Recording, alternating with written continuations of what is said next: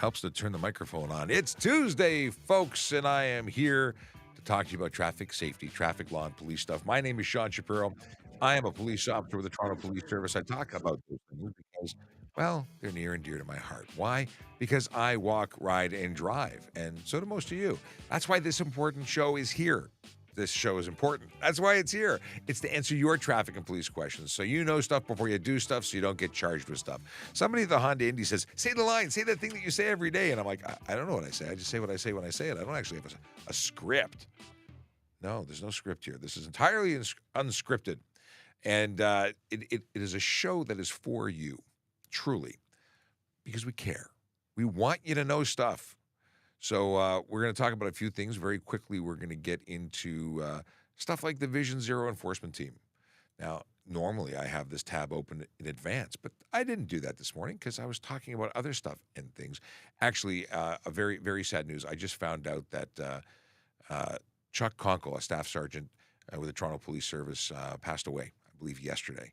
And I didn't know until I saw it on LinkedIn. And that really got me. Because when I started as an auxiliary officer, Staff Conkle was running the auxiliary program and made such an impact on me. And I really appreciate everything that he did for me and all the kind words and support over the years.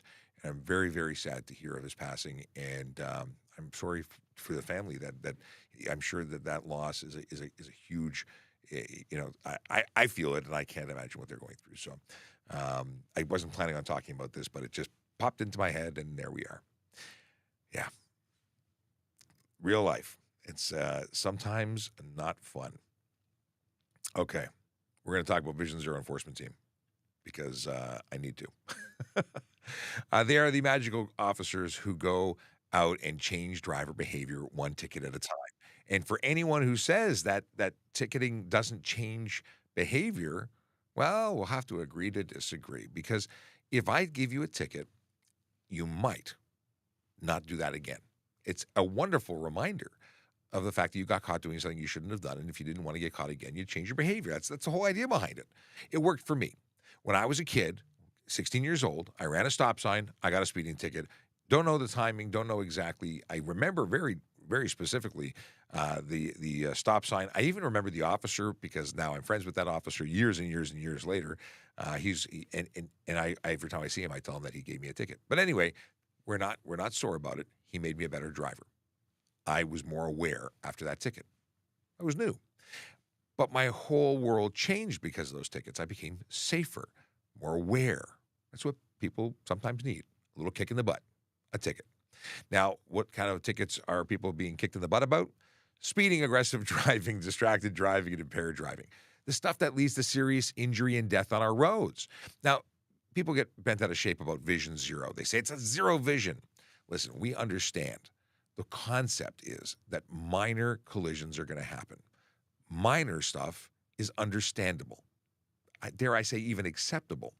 But the stuff that leads to serious injury and death is not. It's all preventable and unacceptable. So when someone is hurt or killed, that's something that didn't have to die.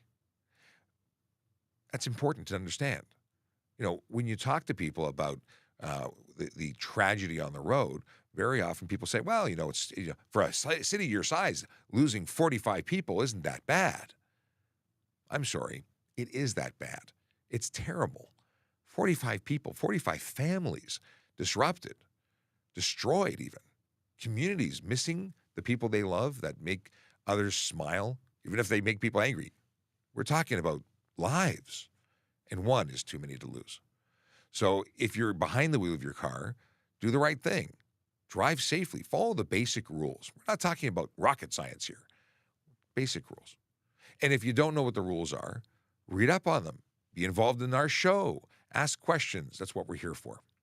Now, let's talk about where Vision Zero is today. And by the way, shout out to Sean Chen, who is the photographer who is credited for the photograph in the Twitter post that we put out today. It's a photo we use all the time. It's an amazing photo that he took. And it's funny, we were talking about him. I was talking to Peter DeQuinto this morning, the Star Wars cop, about Sean Chen. I don't know if I actually named him and said who he was, but because he was involved with Teens Learn to Drive, and that's how I met him. So there you go. Sean Chen, Not Peter. Peter I've known for a long time. Okay, so Vision Zero Enforcement Team are spending time today in 31 Division and 53 Division. Those are the neighborhoods of Black Creek, Humbermead, Glenfield, Downsview, Lawrence Park, Young Eglinton, Rosedale, Leaside. Those are neighborhoods where real people live, work, and play and deserve to be safe. Simple as that. Now, if you wonder why we announce where we're going every day, it's because we want those people who live in those communities to know exactly when we're there, helping them out, making their roads safer. It's important. It's not secret. And I have a pretty good idea that those who break the law on a regular basis probably not watching this show because they would know better. Yeah, it's the truth. All right, let's see who's in the room, the chat room. Okay, we got first on the block, Brandon, who says, good morning, Sean and all. Let's have a fantastic day to all the positive people here. Here you all rock. I love the positivity you bring every day, Brandon. What are you cooking today? That's what I want to know. Brandon was you were catering 2 weddings, right? Last we chatted. What's on the docket for today? And Brandon, also a Mustang fan, says TPS needs Mustangs as patrol cars. I don't know. Because my knees don't like cars to begin with. Getting down to a Mustang, and I had a Mustang. I mean, it's not that I don't like Mustangs. I do. I just don't want to, my knees don't like them. I like full-size trucks. Full-size trucks, absolutely. Akela Draconis, greetings and salutations. Well, greetings and salutations to the guy who says greetings and salutations. A big shout-out, additional thanks. I already thanked you, but Akela came by the Honda Indy on Friday and saved our behinds because we were trying to secure a tent. And guess what? Everybody who talked about bringing paracord forgot the paracord. But you know who had paracord? Akela. So as a result, we were able to tie down our tents so they didn't cause issues. And the day was saved, all thanks to him. So thank you very much. Let's see here. We got Ali who wants to know about hiring pilots. It's an interesting conversation. We'll come back to that. I'm going to do a couple of hellos, and we'll come back to the questions. We got Julie who says, good morning, Sean, and everyone out there. We got Boy Mom 8424 who says, good morning, Sean. And we've got a quote for later. We'll tag that one. Any dad jokes? We forgot about dad jokes, but we know about dad jokes now. So if there's any dad jokes that you want to share with the world, let us know. We will definitely. We got Kyuga. What are we talking about, Kyuga? Okay, good. Real VR talking about Kyuga. We'll come back to that. Yeah, if you got dad jokes, make sure that we know they're a dad joke. Start it with dad joke so we can see it, and we'll flag it for later. Yes. And yes, thank you. The Real VR says losing anyone is bad. 100%. We got questions from James coming through TikTok about G1. Then we've got Brian who says, good morning, officer. Good morning to you too, Brian. Nice to have you here. I don't think we've ever spoken before. I think you're a new name on the list, but I appreciate the comment and the morning wishes. Let's see here. Is it common to be pulled over for filtering? We're talking about motorcycles and lane filtering. Is lying on a resume, I'm taking, this one's going up now because I think it's interesting. Is lying on a resume a crime? Possibly. Did you fraudulently misrepresent yourself so that you could get a job and get paid for money? If you're not qualified to get something, I think that could potentially be fraud. At very least, that's grounds for dismissal. Depends on what you're saying. Are you saying you're a doctor when you're not a doctor? I'm assuming you wouldn't get very far. But what an interesting question. This is a traffic channel. It's outside of the realm of what I normally talk about. Lots of questions about recruiting. Like, do you need the OACP to qualify for TPS recruitment? So we'll talk about in about 30 minutes. We're going to talk about, actually, it's already 12 minutes in. In about 15 minutes, 20 minutes, we'll talk about employment because I'd like to make that a part of the show. But you do need an OACP certificate. In fact, if you go to the website, TPS.ca/careers. I don't know where the underscore came with. I think I'm so used to talking about Erin Urquhart's. She has an underscore in her title. What are you eating? Sorry, I'm looking at a small picture of small video of the Star Wars cop, and he's eating, which is making me hungry. And now he's laughing. It's okay, eat. Don't worry. He's in another room. But what does it say? Send help. All right. He said anyway. I have too much fun. I will continue now. Okay. We're going to talk about this. All right. Paul. I haven't seen Paul in a while. I think this is a Paul Paul Toronto. I'm fairly certain I've seen you before, Paul. Good morning, Sean. Good morning to you. We got Sam calling the 3 who gave us the letter H. We don't charge per letter. You can use more of them. I'm sure that was a typo or an accidental release of letters. Let's see here. Oh, I'm taking this out of context. I got a bunch of questions that the Star Wars cop has flagged for us to talk about, and I'm going to go back to those in a second. I'm scanning through for the ones he didn't. But let's see here. Good morning. Let's talk about bike racks and obstruct plates. Is that a thing? Bike racks and obstruct plates are illegal, and what many people will say is that cops do it. Police bikes mounted to the back of police cars that obstruct the plate is illegal. And we've talked about it. I can't make an excuse for it. It's not right. It shouldn't be done. We've talked about this actually. There should be relocating the plate. You can do the right thing too.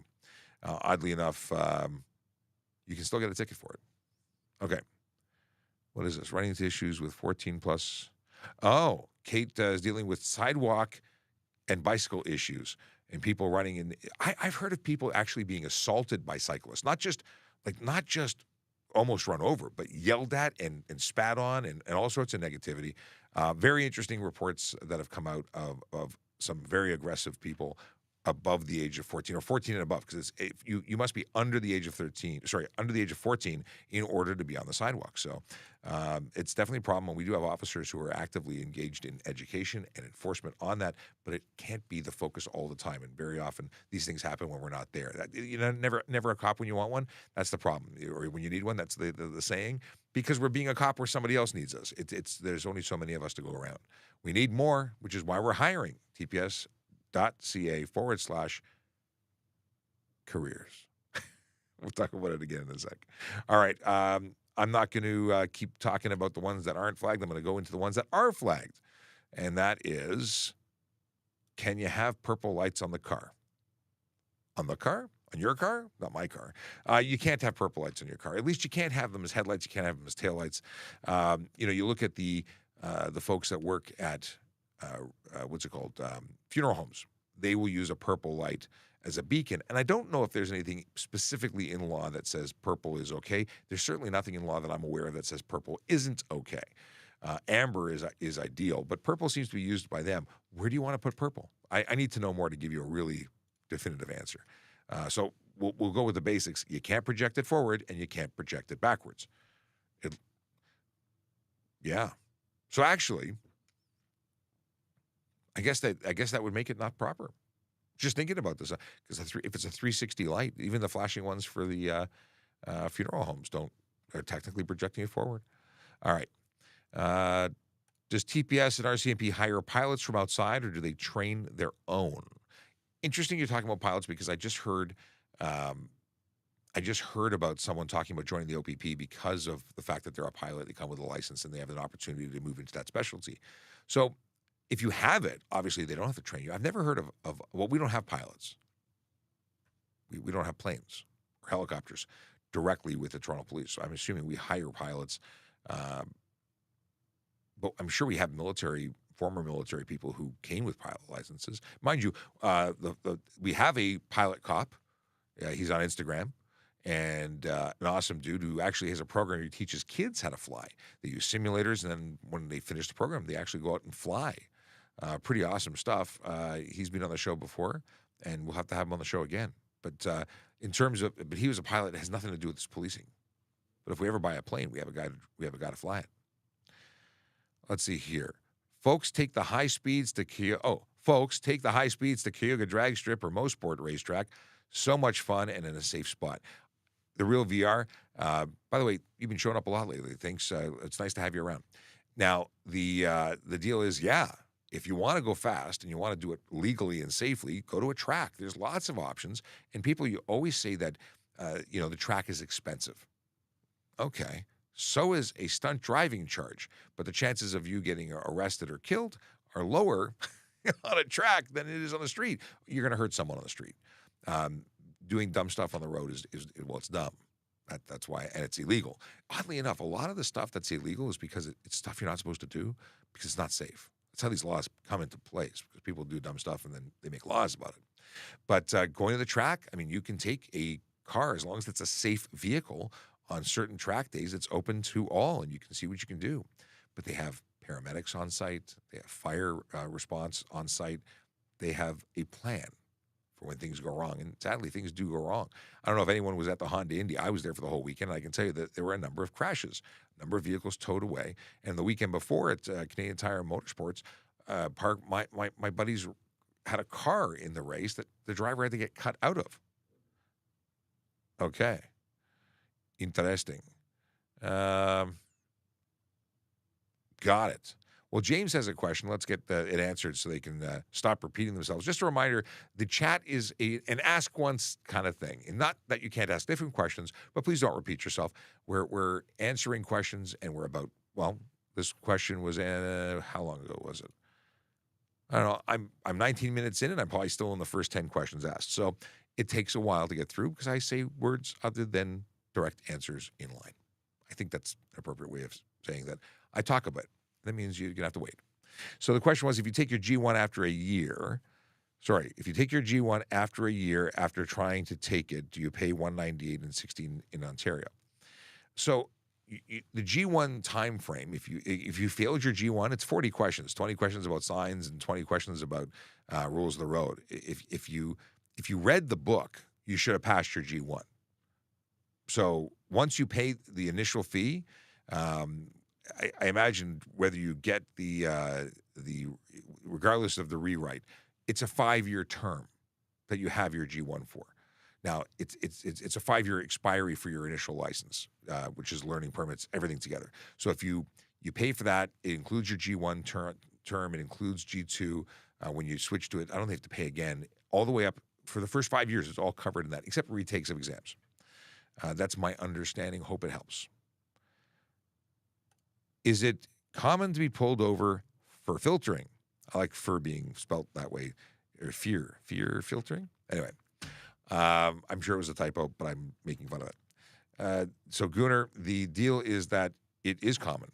Now, it's not, you don't get caught every time you do it, but it's absolutely illegal. And people say there's no specific law. Why is it illegal? Well, laws don't require it to be explicitly spelled out. The actions of lane filtering and lane splitting are illegal.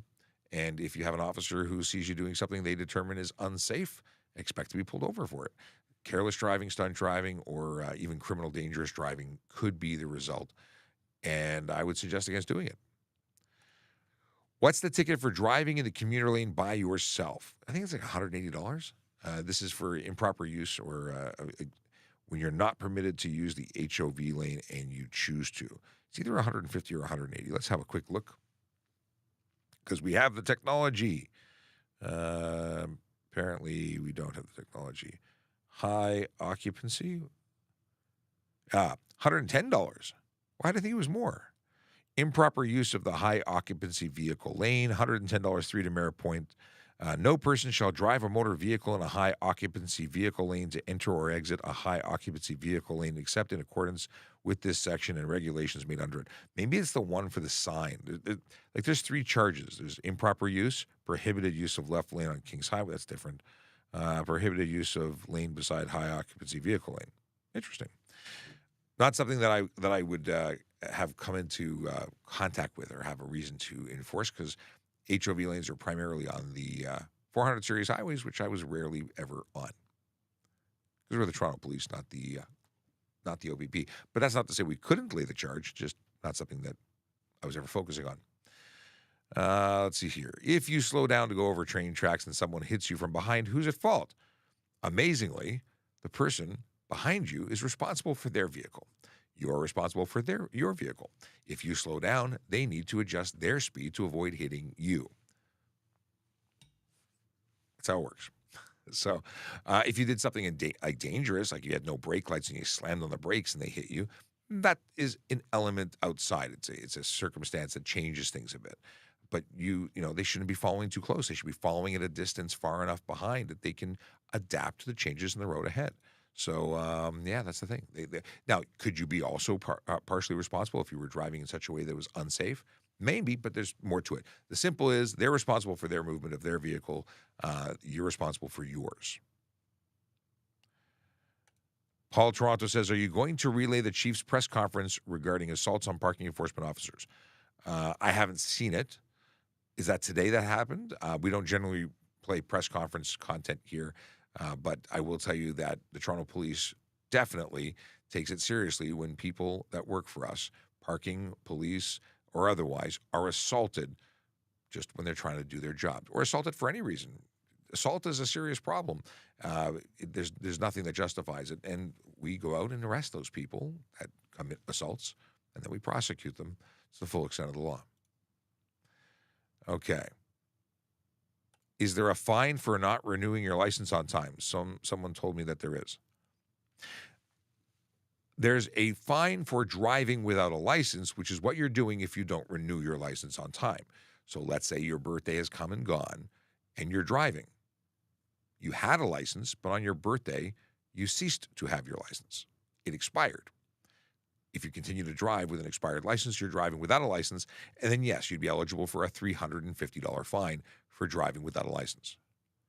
And all you have to do is renew it, and life gets easier. Turning from a single lane to double, you go inside driver. What?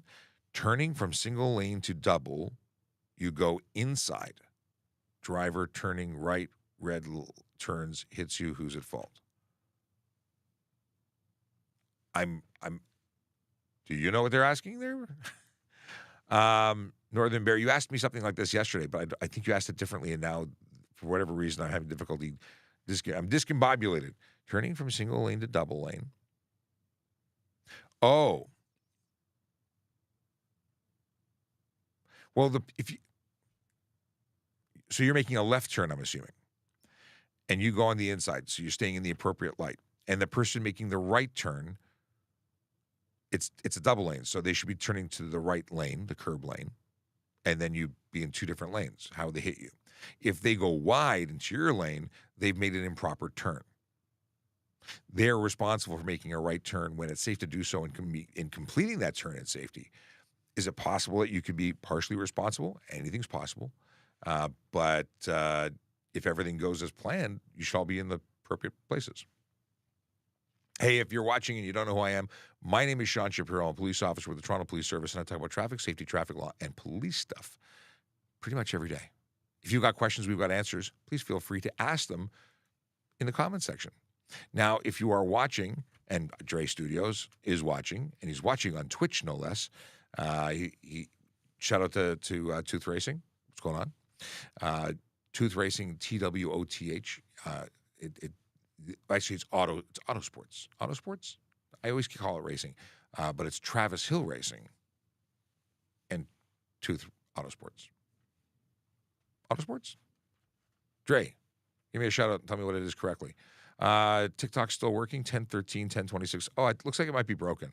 Let's give it some CPR. Stand by.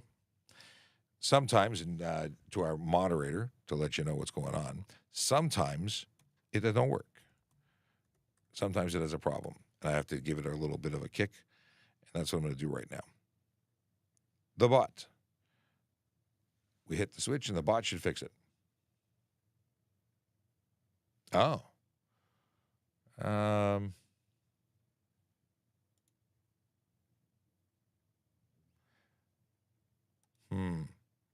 I would. I think it has to be done on Facebook. I see the stuff, but we'll deal with that after.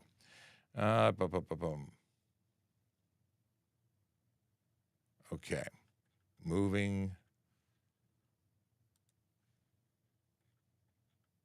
back. Let's see if we're fixed. Are we fixed? Hi from Canada? Is that what Guillermo? Is that? Hi from Canada. We're all in Canada. This is a Canadian show. So hi from here.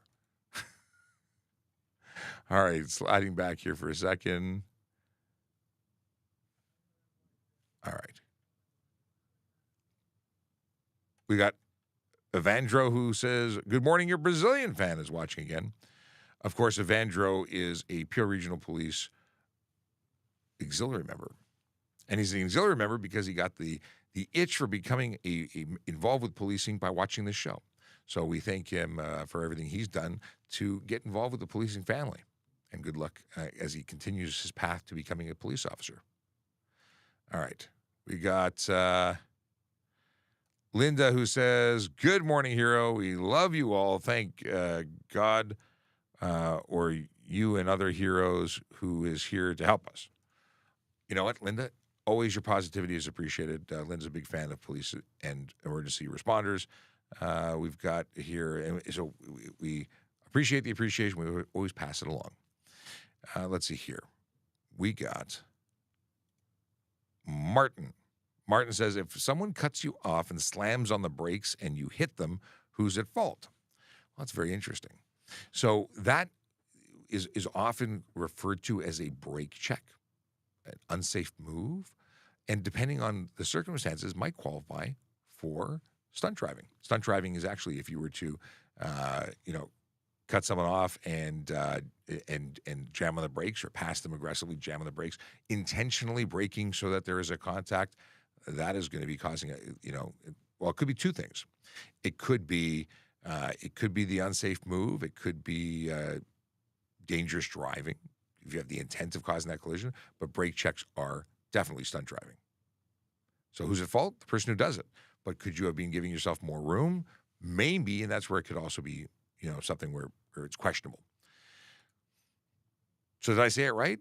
Tooth Auto Sports, Travis Hill and Trevor Hill team name is 2TH because they're both TH. I know that, but it's the Auto Sports. Did I call it something else or did I say it right? Anyway, it's awesome. Awesome, guys. It's good seeing you at Honda Indy. Can someone pass me on a residential street designated 40 kilometers an hour, no line markers, speeding to pass me? Well, obviously, speeding to pass you is not legal. You can't go above the speed limit. It's the limit, not the starting point. So that's a thing. I don't know why people think that speeding is permitted when passing. It's not. So that would be illegal. Could it be, aside from the speed issue, could passing be an issue? If you were doing less than 40 and they were doing 40 to pass you, it would be lawful if it was safe to do so. Okay, Nathan says, if my G1 expires, do I have to start over or can I just renew it? No, you must start over. If you are renewing a G1, you need to take the G1 test again. If you have to take your G2 again, if you want to renew your G2, you have to take the G2 test again. This is one of the reasons you want to muscle through and get your G before you expire. But at least there's an option for you. So it's good. Can cops who are placed in construction zones give tickets? Oh, yeah. Police officers are police officers 24/7, whether they're being paid by the city or being paid by private construction companies as part of the paid duty program, which is allowing police to work and be paid directly by those organizations to do things that are important for the movement of safety or security. So yes, they can give you tickets, although we aren't there focused on enforcement. We're not there to enforce laws, but if someone does something that's really boneheaded, like I was almost hit by a car that chose not to take direction from me, I pulled them over and gave them a handful of tickets because that's something I can do to change their behavior and improve life for all. Okay. We talked about this. We talked about that. Looking for other things to say. If you slow down to go, we talked about that. So I'm sliding down. Some of the stuff was held up for a while. And how long you've been working for? I got here at 6 a.m. Do you mean today or in general? 24 years with the Toronto Police Service in various capacities, because I started as an auxiliary officer, as a volunteer, and then I transitioned to becoming I didn't transition. In addition to being an auxiliary, I became a court officer, which is now called special constable, with various different roles. But I started as an auxiliary officer, and you can see that auxiliary officer means I wore that hat. That was the hat I wore. And I would volunteer and do special events like the Santa Claus Parade, which was awesome. In fact, Santa Claus Parade is primarily staffed, at least on the parade route, by auxiliary volunteers. And then Special Constable, Blue Stripe. Uh, this is where I was doing courthouse security, wanding station, cell block security, prisoner transportation, things like that, to get people to and from court. Now that's developed. Now we have booking officers. You can see here, this is an officer who would be booking a prisoner. We have officers who are divisional special constables. They work out in the street assisting police officers to do their job, canvassing and such. Lots of opportunities. Now it's a much larger role. And then I transitioned from those two jobs into police constable. And lots of information here if you're interested in becoming a police officer. Now, there are other ways to serve the public. It doesn't have to be in a uniform. Communications operators, the unsung heroes of the Toronto Police Service, who answer your calls to find out what's wrong, what you need help with, and then the other half of the house who actually dispatches police officers to come and assist you. Now, civilian roles have an online application system. Actually, all of it's online. Communications operator is the only current active listing for a job with the service right now outside of police constable, which is always open, at least always open right now. 74,000 to 97,405. That is the range for communications operator. It's shift work, and all the details about what it is are here. So if you'd like more information about this job or any other, check out the webpage first, tps.ca/careers. And yeah, you can come join this magical organization. It is the best place to work, bar none. I mean, there's other police services, but we're the best one. I'm only a little bit biased because I've been working here for 24 years. Let's see here. A reminder to please use the letter Q to identify the statement as a question and not a answer to somebody else, because we have dialogue amongst others in the queue. It happens. And we want to know from, what's going on and who you want to talk to. Oh. The Chiefs press conference just started the same time as Ask a Traffic Cop and ran for 20. Well, I definitely didn't watch it then because I was busy talking to you. Okay. Wiley, is it Wiles? Wiley? The deal is that there are not enough characters available to ask long questions here on TikTok. Facebook, however, has lots and lots. LinkedIn has lots and lots. And you have other opportunities. You can also go to TrafficCop.ca and submit by the form. It'll send me an email, and then I can write you back. So if you need more space, I totally get it. You can take advantage of the TrafficCop.ca to ask your long-worded questions. Oh, I got to scroll back because things seem to be working again. Fantastic. David Stark, my friend from LinkedIn, says, thanks for everything that you do, PC Shapiro. Thank you, David. I got to check out your podcast, see what's cooking, what's new in your podcasting world. Because David has a sports podcast.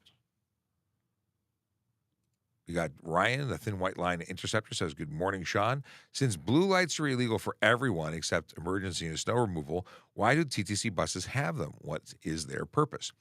It's a very good question, and oddly enough, I think you have a psychic connection with another viewer who asked me the same question. And I'm going to suggest that it might be because the brightness. It's not a headlight. It's a marker light that identifies what they are. And that is, it's not a flashing light. It's a solid beacon. I don't have any specific authority. I don't have anything I can cite as to why they can use it and others can't. But no one else should be using it. And there could be questions as to whether or not they should be using it. But I'm definitely interested to know more. Toddler. Oh, it's not. It's toddlerted. But it looks like toddler Ted. And they're acting like a toddler because they're giving us the emoji of the middle finger. So maybe they're not 14 years old. We should report them for using the app as a child. Or is it acting like I don't know which one. But we could mute them. Let's see here. Do pedestrians have to identify under the HTA? Well, what's going on? What are they doing? Like, people who are just walking don't have to identify us as they're walking. they're walking. If they're being investigated for a charge, is that the question? They can tell us who they are. They don't have to give us ID. And do they have to? It depends on the circumstances. If it's for something criminal, they do. Okay. Robert is so hungover. And that gives us an opportunity to talk about impaired driving. If you are so hungover, are you potentially still under the influence of alcohol and just really dehydrated? You may not be in a good position to drive. Just saying. I've arrested people the day after they've been on a binge drinking, and did I say that I arrested them? Yeah, because they were still drunk. They still had more alcohol in their system than was legal. And then they got into a minor collision and ended up being arrested. And it was a really bad day at the office for that guy. Jermunji says, good morning, everyone. I hope your day has been great thus far. With an emoji smiley face. Thanks so much, my friend from North Bay. Have I ever been to Vancouver, BC? I have been to Vancouver, BC. It's many, many, many, many, many years ago, but I have been there. Question was, do you guys still ticket people for jaywalking? I don't think we've ever ticketed anyone for jaywalking because jaywalking is not an offense under the Highway Traffic Act. However, crossing within, I think, 50 meters of a signalized intersection would be an offense. So, yeah, if you're interfering with traffic, if you're causing a problem, if you're close to but too lazy to go to an actual intersection, that might be a thing. Impede the flow of traffic or something along those lines is what Peter's saying. Yeah, there's definitely charges available, but crossing mid-block or jaywalking isn't a charge here. It is in other countries and possibly other provinces. What are your thoughts on the growing population of drivers and lack of regulation with licenses? I don't know what you mean by lack of regulation. We have lots of regulation. You got to pass a test and so on. I think the test should be a lot harder. Personally, I think it should be more difficult to get a license because we have people who should not be licensed who are on the road. I don't know if that's because they're getting their license out of a Cracker Jack box or what, but there are definitely people putting others at risk because of the way that they drive. And often it's people saying that they don't understand the laws, which is makes me question how they got their license in the first place. There are other people who come from other countries who are able to swap their licenses, and maybe we should reevaluate which countries have laws that are really similar to ours. I had a chap who told me he moved out of the country for a number of years and moved back, and when he got his license in the country he was living in, but had never been licensed here, he tried to use that as an excuse for why he didn't read the street signs that didn't allow him to continue through. Well, he was stumped because I told him very quickly that the laws in the country he was in were exactly the same as the laws here. But if he'd like me to get his license reviewed, we could talk about that. Yeah, he took his ticket. Okay, so boom, boom, boom. Carl Johnson wants to be in the police. Please tell me the way. Well, finish school if you're still in school. Do the best job you can do. Be physically fit. Find out what the requirements are by going to tps.ca/careers. Once you find out those, work towards those goals. Be the best candidate you can be and join this incredible career. This is the way. Sorry, I had to Mandalorian that. Let's see here. Paul says, I'm on the recovery team at CTMP. If you come out, let me know. Yes, I meant to come out that last that weekend before Indy, and I totally missed it.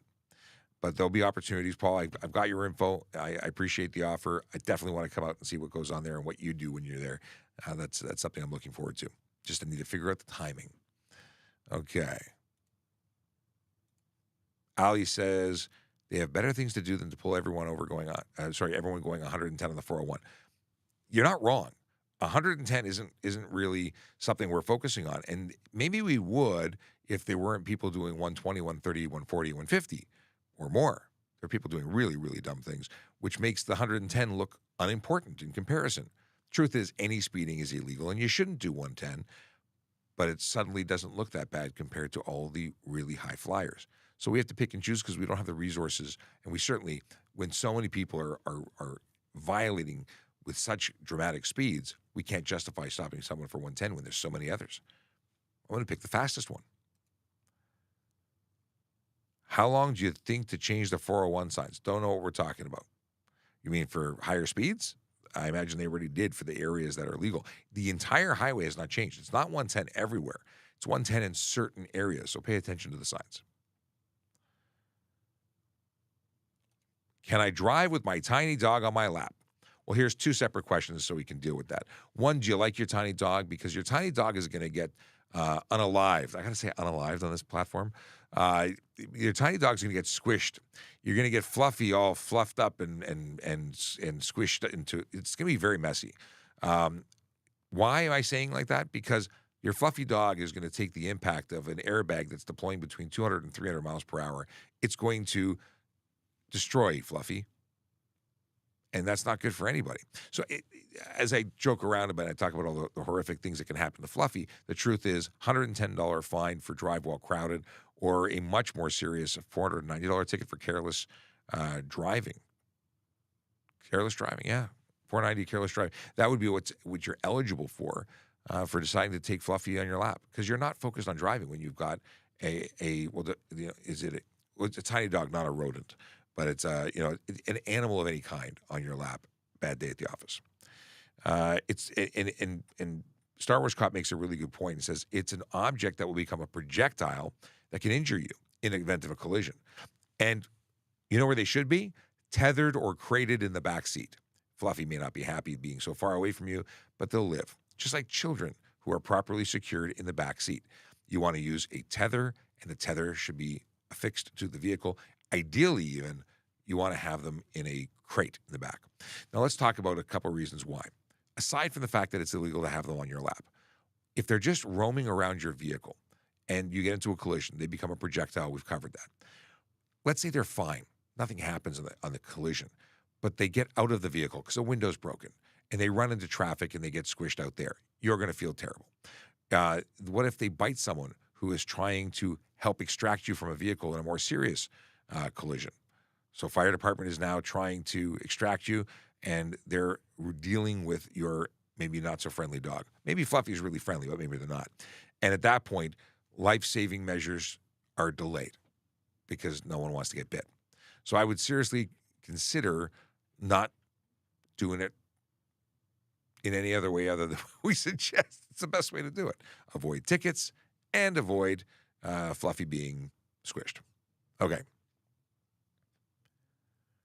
Do you need to be a whole officer to be auxiliary officer, or can anyone volunteer to do it? I like the question. An auxiliary officer is a member of the public, a civilian, who is given a training course which is very, very compressed. It's like 8 weeks, 8 weekends. Like it's an introductory. It's a basic training for some simple self-defense and understanding of laws and what privileges and rights you have as an auxiliary and what responsibilities you have as an auxiliary. You're not a police officer. Just to be clear, you're an auxiliary police constable once you go through the program and graduate. That does not make you a police officer. It helps educate you as to what your rights are. And there are citizens' powers of arrests that auxiliaries can use, but most of it is a basic understanding of things. Then you come out and you ride with us and you do events, but you are not a police officer. It's a much more involved program. And but I will say this is the best way to volunteer and be involved in your community and give back. It's a great, great way. I had a lot of fun doing it. I did it for 12 years. Okay. Are underglow lights illegal? It depends. If your underglow lights are projecting forward or back and it's projecting in a color that's not legal, that's illegal. There's no specific law that says they're legal or illegal, but there are laws about what colors you can project forward. You can only have headlights projecting yellow or white light to the front, and to the rear, yellow or red light. Think about it. Signals and brake lights, it confuses people when other colors are being projected. You can't have red to the front at all, so you get limited as to what you can project. My suggestion is use them on private property only. And if you're going to use them anywhere else, I would suggest having them tucked up so high under the undercarriage of your vehicle that it is a faint glow on the ground. That's what they're intended for, underglow, not under bright. Glow is less than bright. Having them at all, some people would say, is not so bright. I think they're kind of cool, but the 90s have called regularly asking for their underglow back, and no one seems to answer. Can I turn left on a red if my bike won't trigger a change? No, legally you cannot. In some provinces, well, I'll say states, because I know for sure in the states, and I think it's also available in some provinces. It's considered a malfunctioning intersection light, and after a period of time, you may be given an opportunity to make the left if it's safe to do so. In Ontario, there is no exemption. It is not legal, and if there was anyone around to see it, they might give you a ticket for it. Obviously, if there's nobody around to see it, it's another situation. The legal way to deal with that would be making a right turn on the red light when it's safe to do so unless signed otherwise, and make a legal and lawful U-turn where it's safe, or use a driveway or use whatever. But a left turn, bad idea. Okay. Let's see, it's an Evandro question. Can an ordinary citizen impose a fine in any way? For example, report an infraction through a video or photos and deliver it to the police. So, yes, but it's unlikely that it would be actioned. And I mean that because we need to be able to establish time, date, location, identity of the driver, identity of the vehicle. So if we had all those elements and we had you to testify to take it to court, it's possible, but unlikely. Now, there are ways to report driving complaints that are general to a location. There are ways to report driving complaints that are specific to a vehicle. But when you don't have all of the elements, what happens is we just file the report. We then issue a letter to the registered owner and say, hey, at this date, time, and location, your vehicle was observed doing bonehead stuff. And we then describe what bonehead stuff we saw them doing, or that a witness reported them having done. And then that becomes part of our database. So when we run a license plate, because we're actually investigating them at the roadside for having done something, we say, hey, this driver was a bonehead, because it was reported. And not only was it reported once, but it was reported by 25 different people in the community. Obviously, this person's a problem. We would then consider whether or not we wanted to give them a warning or a ticket. Obviously, the chances of a warning being given when someone has 25 citizen entries for doing some dangerous stuff, I wouldn't be the guy giving that person a warning. Mind you, I'm not a warning person anyway. I'm a ticket person because I believe tickets are the way to go. I believe that tickets are our future. I'd have to write that as a song. I think Whitney Houston would appreciate that. No? Maybe? We got a question of what is auxiliary. We just covered that. Okay. Waffle Mix says, I was auxiliary with York Regional Police before. Try that again. Waffle Mix says, I was auxiliary with York Regional Police before becoming a courts officer with service in the GTA, looking to reapply soon. You're a very bad man, Peter. Okay. He was reminding me that Whitney Houston no longer cares whether or not this. All right. So, yes, reapplying. I always wondered, like, if I retire, would I come back as an auxiliary officer? Would I volunteer after I retire? Because I really want to. I loved being an auxiliary. It was a great way. A lot less paperwork, by the way. Okay. Have you ever been part of the RCMP? I have never been part of the RCMP. No. Michael says, good morning and morning to you. 10:35, where you been? Michael is a friend to the show.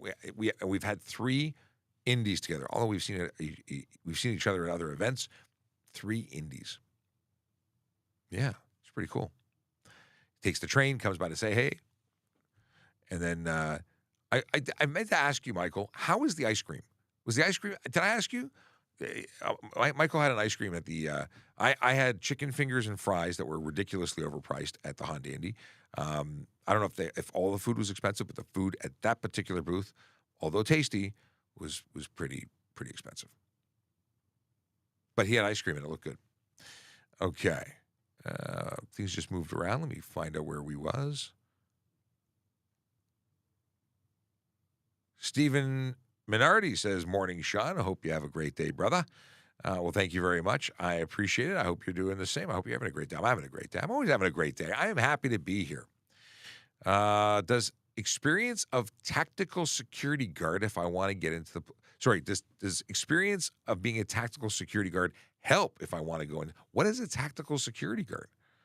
I imagine, Carl, that any experience that is good in a member of the your team who's going to give you a good review, these are good things. But I want to know more what tactical security guards do. But security experience is something that many of us have. I worked in security. I worked at Price Club. Price Club, pre-Costco. I worked for Price Club in Woodbridge. And that's going back. I was 17 years old working as a security guard there. Anybody else from loss preventions and security? I thought that was a great job back in the day. I think I was getting was it making $10.50 an hour back then? That was a lot of money for a 17-year-old kid at the time. They were like paying the best. Anyway, security is a great job, and certainly you have experience dealing with people, I imagine, and that is something that we do every day. Let's see here. Michael says a transit vehicle have blue lights to denote accessible. That mattered in the 90s and 2000s when some vehicles did not have lift ramps. Not sure how legal it is. It's very interesting question. And very often we have these gaps in law where people have done things and governments do things, and they might be hidden somewhere in legislation that I just haven't seen. So I can't say that it is or isn't excused and permitted. Robert says they must need a lot of, what is this? They must need a lot of coffee and patience. I think you just described my life. I need coffee and patience. That's my life. Okay. We talked about this. We talked about that. Peter says, good morning, Sean. Good morning to you, too. Robert says, I would be the best 911 operator. Sir, did you say you shot yourself in the foot? No, I've never shot I do know somebody who shot themselves in the foot. That's a long story. Yeah, that I'm not going to get into. They would not appreciate it.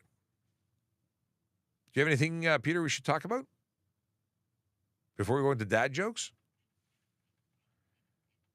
Oh, and I see here.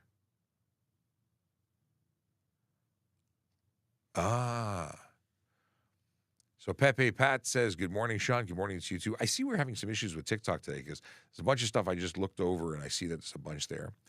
Oh, yes, I see the Stevens one here. Okay. So I recall a story you told where you and another officer had different perspectives on law. I think it was Underglow. And you wouldn't have given a ticket, but the other officer in your story would have. My question is, how are laws allowed to be, and I'll read it on the other screen here. My question is, how are laws allowed to be perspective-based thing? Should it not be a standard across the board with no room for personal perspective? Well, so here's the thing. If I say to you, and this is a great discussion, I say to you that you're not allowed to have red or blue, you're not allowed to have anything other than white or yellow projecting to the front. Okay. To me, projecting is a word that we have to discuss. What does projecting mean? Does that mean a flashlight projects forward? I'm projecting to the front, clearly. But am I projecting to the front now? I'm projecting down. But the light bounces and is seen forward. Well, is the light that is seen forward being projected, even though it's being reflected? There has to be some level of, because laws are not simple as being every single thing. They're not absolute. It's not. It has to be a level of language. It leaves things up for perception. But I get your point, and I really appreciate it because it's an interesting discussion. Peter says, I can see through tint, but my partner maybe not. Our vision is different. Our height is different. It's going to be interpreted differently. Whether or not my ability to make out your facial structure versus somebody else who sees just not enough to even see a face. It's all going to be different. Let's see here. Talking about Peter also says a sound can be too loud to one person, but you may have some hearing damage and it may not bother you. There's interpretation of same events at the same place at the same time, and two people have two different interpretations. I think it's very interesting, two different perspectives. But ultimately, we could both be right and we could both be wrong. One person who says 10 over, they wouldn't pull you over, but the other person who says 1 kilometer over, I'm going to write the ticket.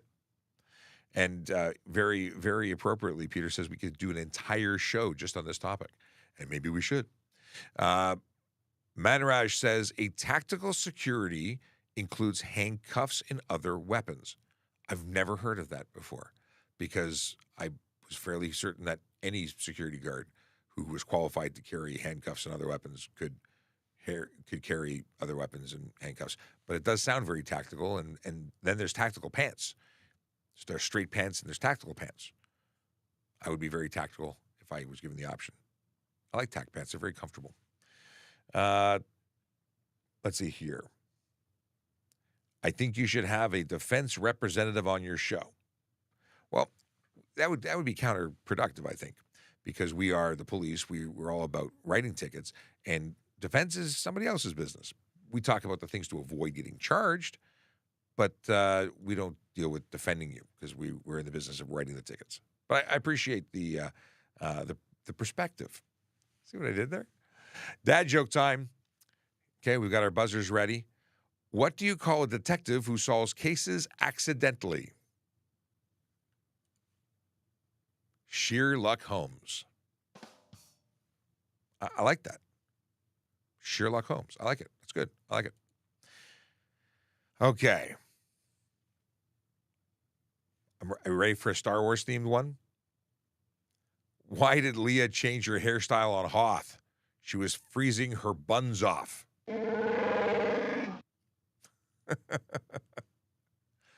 All right. A dad joke. Let's see here. From Michael. A burglar stole my lamps. I feel delighted. I don't mind that one. I like that. We got a quote. Akela Draconis has shared it with us. We are meaning-seeking creatures, and unlike other animals, fall very easily into despair if we fail to make sense of our lives. That's Karen Armstrong. I don't think I've ever heard of that name before. Do we know, Peter, do you know who Karen Armstrong is? Is she married to an astronaut? I don't know. I'm now going to look it up because I feel badly not knowing who Karen is. She's a Karen. That's Peter. Peter's. I see Peter. He's enjoying his his dad joke. That was on the fly. Listen, we are gone. We are done. We are finished for today, but we'll be back tomorrow because we do this pretty much every day. Yeah, tomorrow between 10 and 11, we'll be doing this, and then Friday there's no show. Just letting you know. Oh, I got a dad joke that came in from Jason Davey. My girlfriend used to be a sniper. Do you know how I knew she loved me? She missed me. I like that. Yeah. All right, we out. We will talk to you soon. Tomorrow, be here or be square. I saw that in a movie once. Have a great day. Drive safe. Drive sober, park legally, and smile because you know what? It looks good on you. It does, even on Peter. Have a good day. Sean Paul says, I met Carrie Schmidt already, and I hope to meet you soon, Mr. Shapiro.